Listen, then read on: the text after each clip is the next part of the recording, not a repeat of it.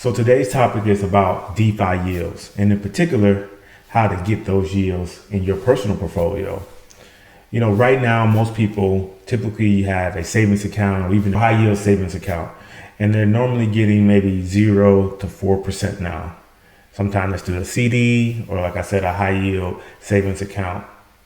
But did you know that through DeFi, and by using crypto, by that I mean crypto DeFi, Decentralized Finance, is that you can get a much, much higher yield while retaining your liquidity. And liquidity just means your ability to withdraw or exit your position and have access to those funds at all times.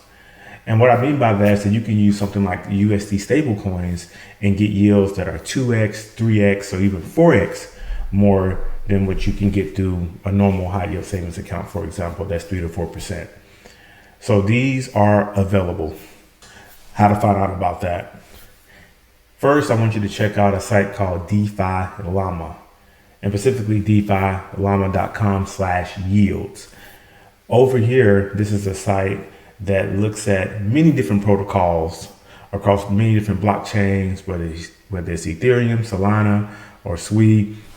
And it shows you the yields that are being provided for people who deposit their liquidity. By liquidity, it means people who deposit their crypto. So now the two main things how people can make money with their liquidity is either to basically borrow that using the collateral at an interest rate, and then they pay you interest on that. The other way they can do it is through a DEX, which is the decentralized exchange. So let's say that you have a pair, let's say ETH and a USD stablecoin such as USDT or USDC, and people have to deposit liquidity to allow people to come trade. So people deposit ETH and people deposit the USD stablecoin into a smart contract or pool, and people trade on those pools. And when they trade, part of those fees go to the liquidity providers. So those are the two main ways you can, the two main access points, mainly through DeFi lending and also liquidity pools where people are trading. So the first thing you want to do specifically, and we're just looking at saving that's particularly a little bit low of volatility, is that you want to look for stablecoin yields. And first you want to get access to USDC or USDT. These are both two USD backed stable coins who are actually fiat backed with assets, not a algo coin or anything like that. So this is just more for safety, so you don't have to worry about the situation such as what happened with Luna. Number two, you want to research, as I stated before, DeFi Llama and or other sites that shows you the different liquidity pools and different options for you to make yield.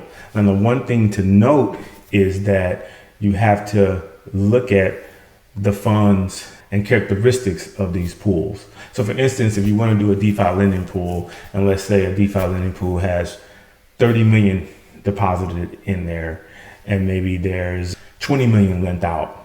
So that's pretty good liquidity.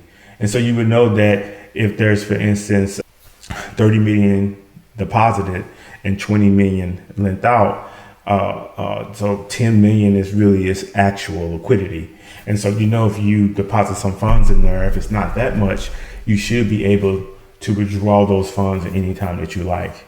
And so you have to make sure there's ample liquidity there for you to withdraw your funds if you want to have that access to it. So something you would not do if you saw a pool with a very high yield, and let's say there's only $50 or $100 in there, you wouldn't want to deposit a lot of liquidity in there, simply because if those funds get lent out and let's say you want to withdraw, there literally could be no liquidity there left for you to withdraw. So those are the things you want to look at. Most importantly, you want to have to also look at the safety of the pool, the protocol, whether there's been any hacks, whether they've been around for a couple years, whether they released their audit reports, and you just want to make sure this is a reputable blockchain and a reputable protocol on the blockchain, because the risk is that these liquidity pools, they're a point of attack.